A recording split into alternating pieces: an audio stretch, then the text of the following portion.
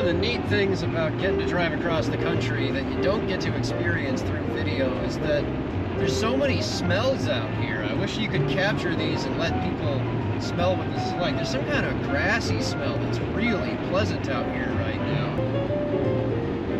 We're approaching the Heart of Dixie Railroad Museum. I don't know a whole lot about it, but we're gonna go check it out and see some old trains from the sound of things.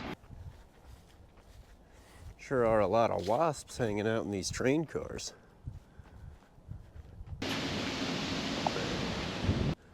All right, now let's see.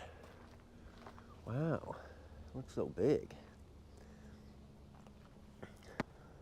This truck set was installed in 1915 on a Pullman car named Shrewsbury. Six-wheel truck like this weighs about 10.5 tons. This particular truck has friction bearings, bolt-on pedestals, and coil and elliptical springs. Okay, here we go. Here's a placard. So this is a 1924 locomotive for the Batson Hatton Lumber Company. So this morning I had to figure out a problem with my truck. We were having some interesting symptoms. So a while back I changed out, it was 9 months, 12 months ago, something like that. I changed out all my plugs and ignition cables because I was having a misfire in cylinder 2 when the engine was cold and when the temperature outside was a little colder. And that didn't really solve the problem. So I put some Techron in the gas tank to try to clean out the injectors if that was the problem. And that didn't immediately solve the problem, but it seemed as if it just kind of went away eventually, and I didn't have a misfire in cylinder 2 anymore. When I got on the road trip, I started experiencing another problem that was similar to a problem I'd had several years ago, where the automatic transmission in the truck would do what I've been told is called gear hunting, where the transmission tries to figure out which gear to be in at a particular RPM and speed, and it wouldn't pick the right one, and it would jerk back and forth between what felt like first and second gear at high speeds. It's not supposed to be shifting into first gear. Got a chance to re-plug my tire too, because the last tire plug didn't quite get the job done. It still had a slow leak. I think I got it now. Seems like it's doing good. And we're just gonna finish checking out these trains, get back on the road. We'll go ahead and give it another test, getting on the highway, and see how it goes. We've got a lot of people here for an art show, and we may not be able to see the furnaces. We're gonna walk over towards them. Nobody gave me an answer about whether or not they're going to be accessible. Look at this old machine. Must have been one of the earlier Cat bulldozers. This thing looks pretty old. What's up, dog? Aw, buddy.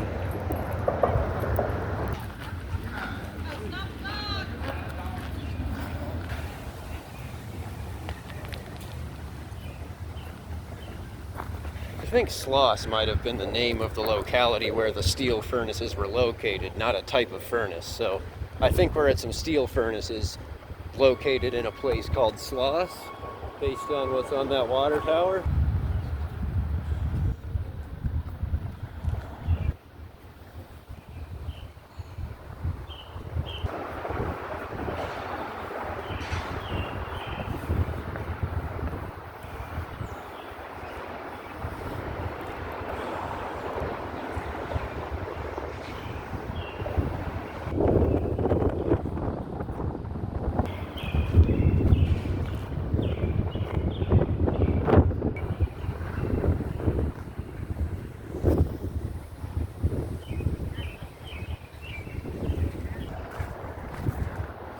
Huh.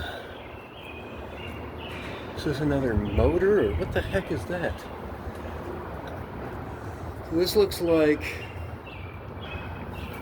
it's something for the electrical service in the area. You can see they've got this old, what I suppose might be knob and tube wiring. It's the type of wiring that has the wax-coated fabric sheathing. Oh, you can't even see it, it's so dark.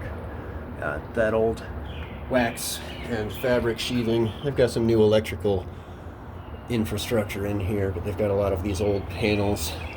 I'm not sure what age these are, but I'm sure this is the old one, whatever this may be.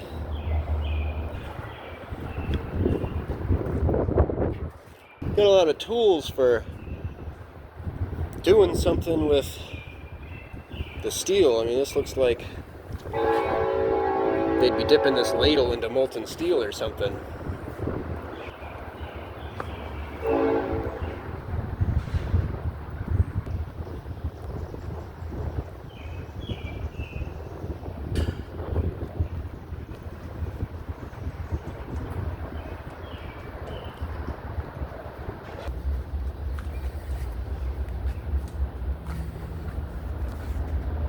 Parts of this place just have an eerie feel to them. There's a ghost legend about this place regarding an old foreman that worked in the early 1900s who was notably brutal and worked the night shift really hard. This foreman was nicknamed Slag, and it was speculated that he was thrown to his death by the crew because they were frustrated with his brutality. They threw him into a container of molten steel and burned him alive. People say they've seen his ghost haunting the hallways of the furnaces. My interest in places like this is more about the old machines.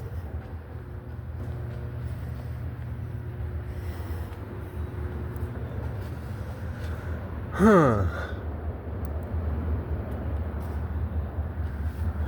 Okay, so they're using mica as possibly an insulator. These contacts here touch these different conductive bars that are separated with the insulative mica, and those bars each seem to be attached to one of these flanges. And oh boy, what is happening under here? I don't know what's going on between this and this. I don't know what this machine is, but I saw one on one of those trains too. It's got to be an electric motor basically. So same over here. What the heck did they... It looks like maybe a belt used to go here, drive it from something else. What is this machine?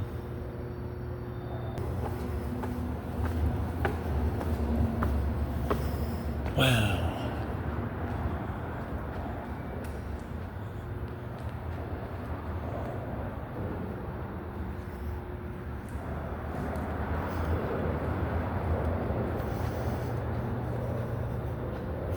These things make me think of that scene in Titanic where the guy flips the toggles off and electrocutes himself.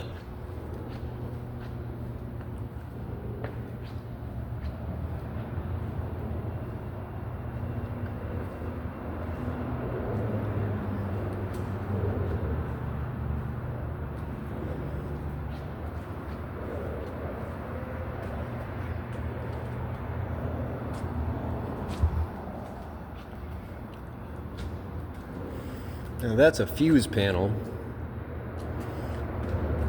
Overhead lights, basement lights, sump pump, fan, phone booth. Maybe that's the phone booth. I thought that was a toilet stall. Might be a toilet stall. I don't know what this is. I've never seen anything like this. What material is that made out of? I'm kind of afraid to touch this stuff. Okay, well, whatever this disc is looks non-conductive. Not sure what it is. I am hearing some electrical whirring from something. This place is something else. I mean, I do love seeing all these old machines. Can't tell if these are big electric generators or electric motors, but I would assume it's generators. They're probably firing coal to turn them back in the day. That's what I would assume. So this seems like the type of place that wouldn't just be getting service from the local power plant, but that they would be producing their own electricity since they are already firing coal here anyway.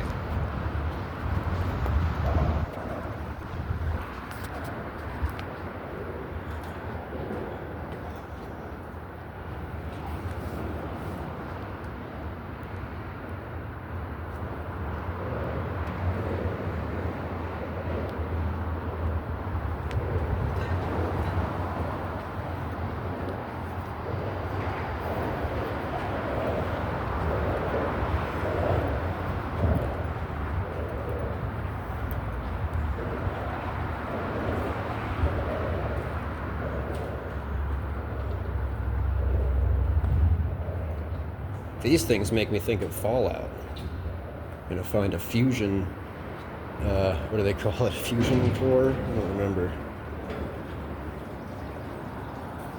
Maybe this is where that sump pump is at. It looks like they need one.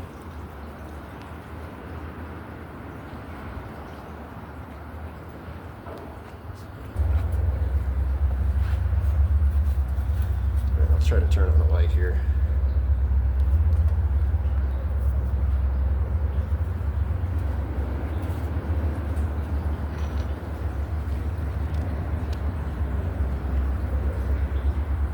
What the heck are they gonna do with that?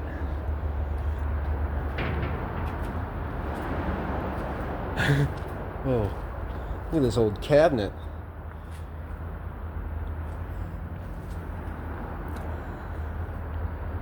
Feels dangerous in here.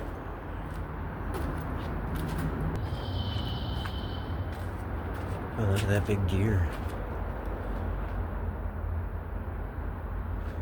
So, since that's going to be producing some rotary motion.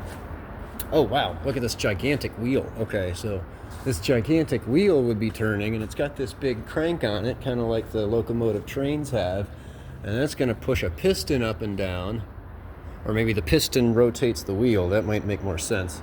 So they probably have a coal box that fires some steam to push something somewhere. It might be those big turbine looking things back there that are going to crank these big wheels to generate electricity on those electric motors we were looking at. These look like more electric motors possibly too, or I mean electric generators. Can't exactly tell. Alright, so we've got another wiring hub here. We've got a bunch of electrical insulators to keep the wires from shorting to each other. A couple of transformers probably. A little toggle I'm not going to touch.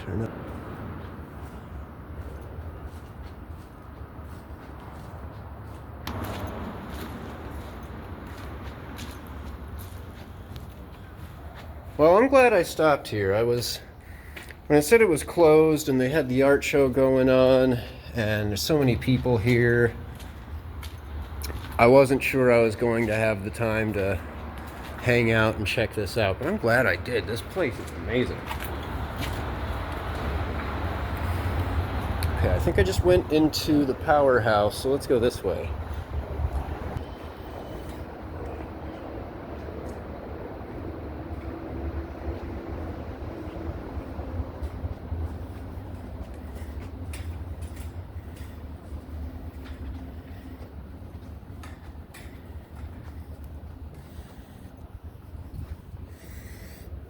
Maybe this is the sump pump. Or, you know, the place where it's pumping from, or to. That looks like a pump.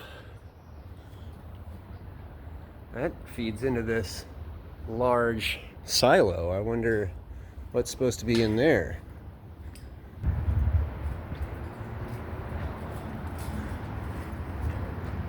We've got all these big silos, and they've got piping going to them. There was a hopper over there that was probably for the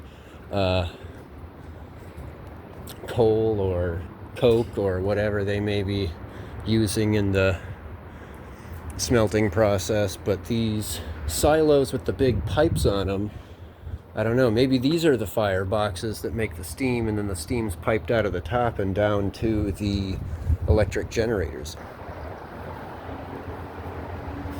And this is that hopper. I'm not sure what's going through it. Is this coal or ore? Coke. It's very light, whatever this is. I don't want to take any of it. Slag granulator. Okay, so a slag, when you're forging iron and steel, you take a heated piece of, well, so if you melt down a metal, if you melt down iron, You expose it to air when you take it out, and there's this undesirable material called slag that is sort of forms like a skin over the molten or red hot heated metal and kind of flakes off, and it's not something that you want in your steel, so they get rid of it. Apparently there are some kind of smelting and metalsmithing classes that are taught at the Sloss Furnaces sometimes.